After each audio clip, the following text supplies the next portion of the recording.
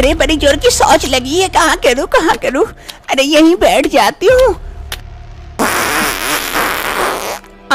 शांति मिली। मीनाक्षी को बड़ी जोर की शौच लगी थी। वो नदी किनारे जल्दी से शौच कर लेती है और उठकर जैसे जाने वाली होती है, उसकी नजर उसी के शौच पर पड़ती है जो काफी चमक रही होती है। अरे ये मेरी शौच इतनी चमक क्यों रही है, सोने जैसा? कहीं मैंने सोना तो नहीं हक दी? मीनाक्षी को अपनी शौच पर डाउट हो जाता है, कहीं उसने सोना तो नहीं कर दी। अरे क्या करूँ? किसी की नजर पड़ गई तो मेरे शौच उठा के लेके जाएंगे। नहीं, अभी इसे जैसे भी छुपा देती हूँ, बाद में लेके जाऊंगी। फिर मीनाक्षी अगल बगल से मिट्टी लेकर अपने शौच को ढक देती है।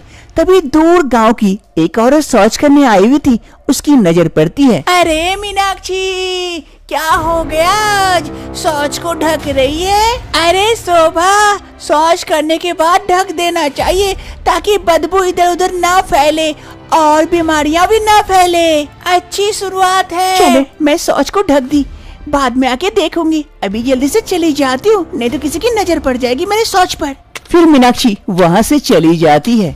शाम का वक्त होते ही मीनाक्षी चुपके उस जगह पर आ जाती है जहाँ पर वो दिन में शौच करके गई थी।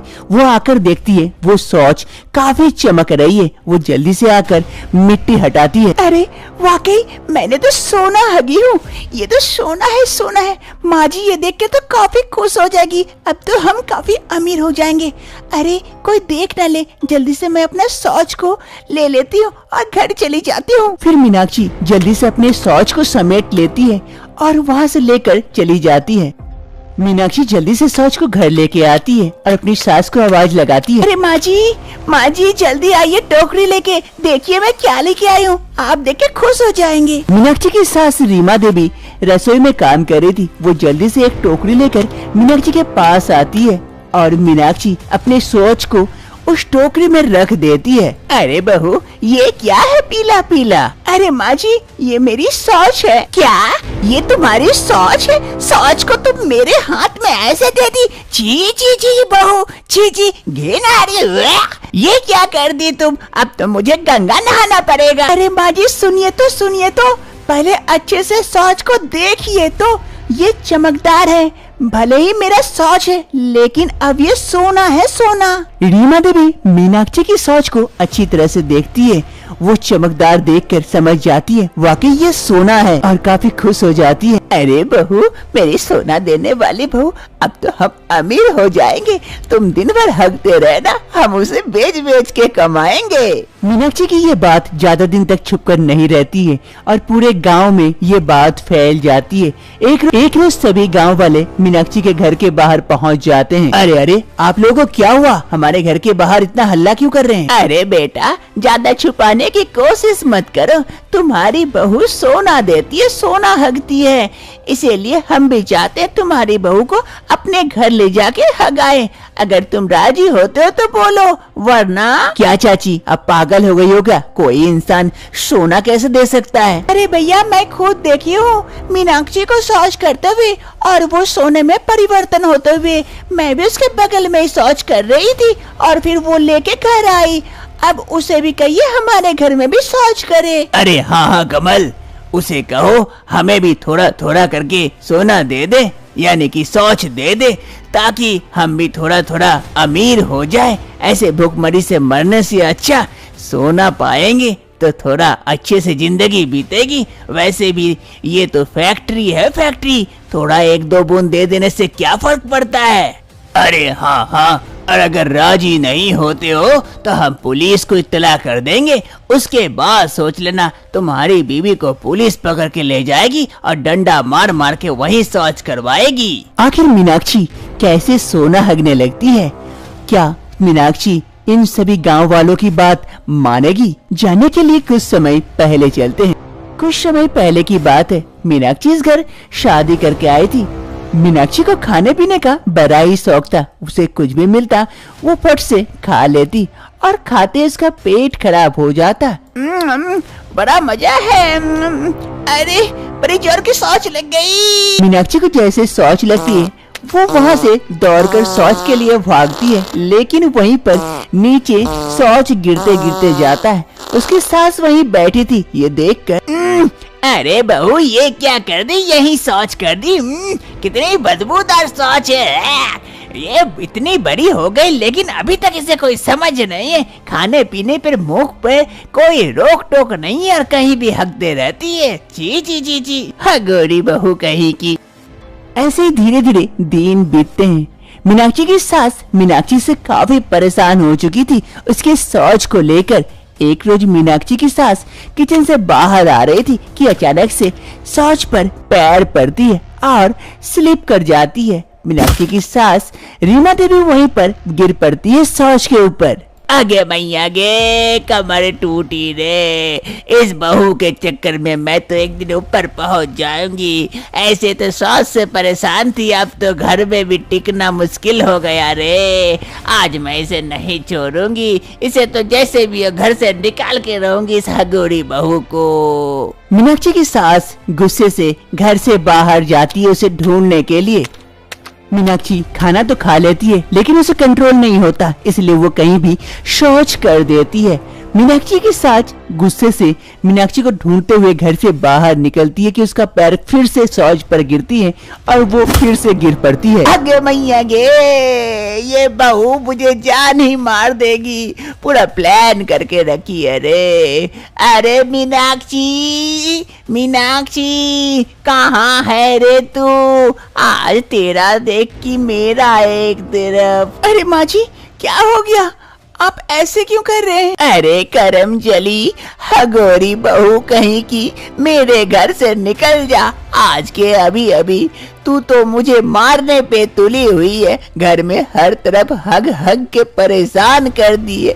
हमारा घर तो शौचालय बन चुका है, सभी नदी उदी जाते हैं शौच के लिए, तू तो हमारे घर में शौच कर करके परेशान कर दिए। अरे कुलक्खनी कहीं की, निकल जा मेरे घर से। अरे माँ जी, ये क्या कह रहे? मैं कहाँ जाऊंगी? मुझे ऐसे घर से मत निकालिए, उसमें मेरा कहाँ दोष? अगर मुझसे शौच हो जाती है तो। अरे गोरी कहीं की, मुंह में लगाम नहीं लगाएगी तो पीछे कहाँ से लगेगी लगाम? लेकिन माँ जी, ऐसा मत करिए मेरे साथ। ऐसा ना करूँ तो और कैसा करूँ? मैं परेशान हो गई तुझसे। तू अब से मेरे घर में घुसेगी नहीं, आई तो मैं मार के टंगड़ी तोड़ दूंगी। निकल अभी के अभी मेरे आँखों से ओझल हो जा। ये कहते हुए सास अपने घर के अंदर चली जाती है और इधर मीनाक्षी रोते रोते वहां से आगे बढ़ती है, क्योंकि उसके लिए इस घर का दरवाजा हमेशा के लिए बंद जो हो गया था। मीनाक्षी के पास और दूसरा कोई रास्ता नहीं था और कुछ वो सोच नहीं पाती है, इसलिए वो अंत तक एक नदी किनारे पहुंच जाती है कुछ गलत करने के लिए।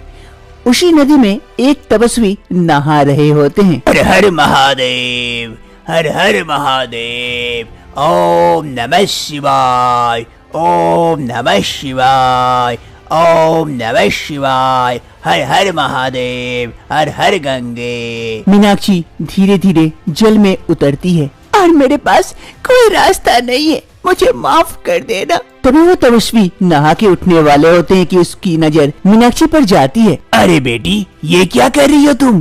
पानी में, इतने गहरे पानी में क्यों उतरी हो? उठ जाओ, ऊपर जाओ। नहीं बाबा, मैं तो इसी पानी में समा जाना चाहती हूँ, मेरे पास और कोई दूसरा रास्ता नहीं है।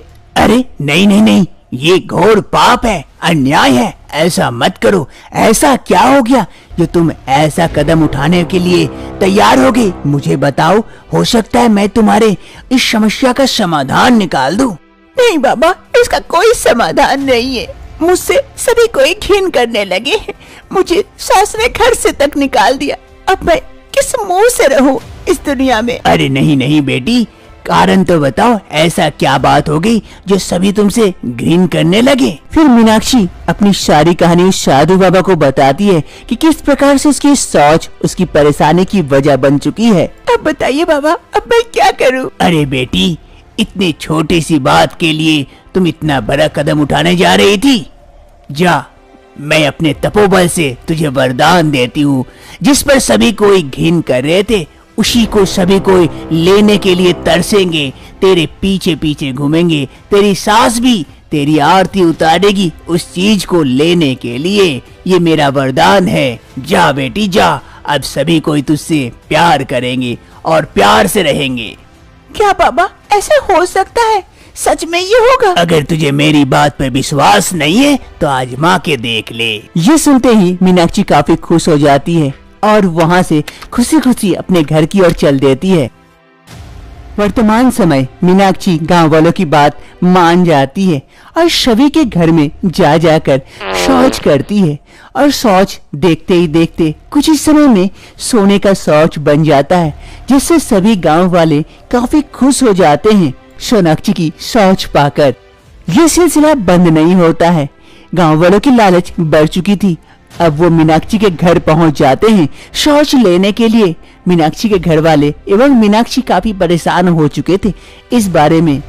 ऐसे ही एक रोज मीनाक्षी के घर सरपंच जी पहुंच जाते हैं। अरे रीमा देवी जी, रीमा देवी जी, क्या बात है, आपकी बहू ने तो सबको सोना दिया, मुझे छोड़कर। मैंने कोई गलती कर दी क्या कि मेरे घर शौच करने नहीं आई? अरे सरपंच जी, ऐसी कोई बात नहीं है।